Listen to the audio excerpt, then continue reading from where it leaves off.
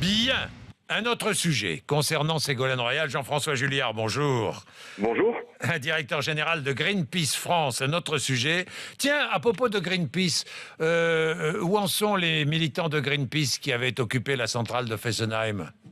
Ils sont tous poursuivis en justice. Le procès va démarrer le 4 septembre. Et surtout, ce qui nous a inquiétés, c'est que tous les militants qui étaient étrangers ont été expulsés du territoire et sont interdits de séjour sur le territoire français pendant 2 ans, qui est une mesure absolument incompréhensible, scandaleuse et qu'on n'avait jamais vue chez Greenpeace. Interdit de séjour pendant 2 ans?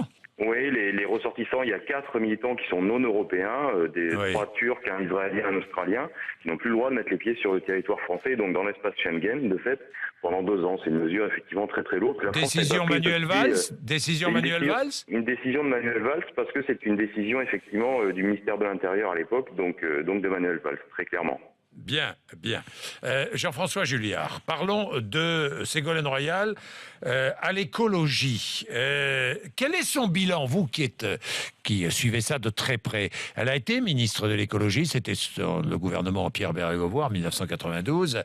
Elle dit « Je veux faire de la France une des premières puissances écologiques d'Europe ». Quelles sont ses positions? Vous les connaissez bien? Oui, alors on va être prudent parce qu'elle dit qu'elle veut faire de la France la première puissance écologique d'Europe. François Hollande, quand il a été élu, voulait faire de la France la nation de l'excellence environnementale. Donc on est prudent quand même sur ce genre de grandes envolées, de grandes déclarations. Sur le papier, oui, Ségolène Royal a eu plutôt des positions ambitieuses. Elle a eu plutôt de vrais engagements environnementaux. Elle s'est prononcée par exemple à plusieurs reprises pour une sortie progressive du nucléaire. Donc c'est quelque chose de clair et net. Donc voilà. Sur le papier, il y a des choses intéressantes concernant l'écologie chez Ségolène Royal. Maintenant, on attend de voir, on va juger sur pièce.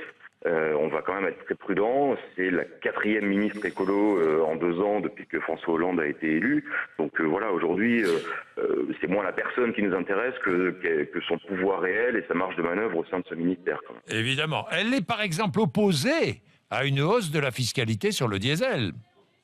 Oui, absolument. Elle s'était prononcée pour ça à l'époque en disant qu'elle ne voulait pas d'écologie punitive. Là aussi, on va attendre de voir ce qu'elle va proposer maintenant, parce que c'est vrai qu'elle a des idées dans ce domaine-là.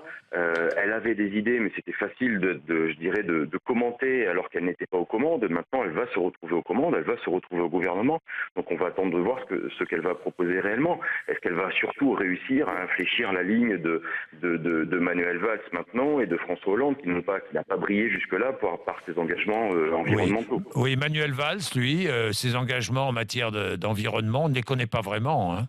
Non. Non, sa ligne n'est pas très claire sur le nucléaire. Par exemple, il s'est prononcé pour une sortie du nucléaire à un moment donné, mais depuis qu'il est au gouvernement, il a plutôt parlé, lui aussi, comme Montebourg, de filière d'avenir. Donc c'est une espèce de grand écart un peu incompréhensible. Il est pour les OGM, contre les gaz de schiste. Voilà, on sent que c'est pas trop son sujet, qu'il n'a pas trop de conviction, de doctrine en la matière. Donc on attend de voir. Bien, merci Jean-François Julliard. Merci à vous, vraiment.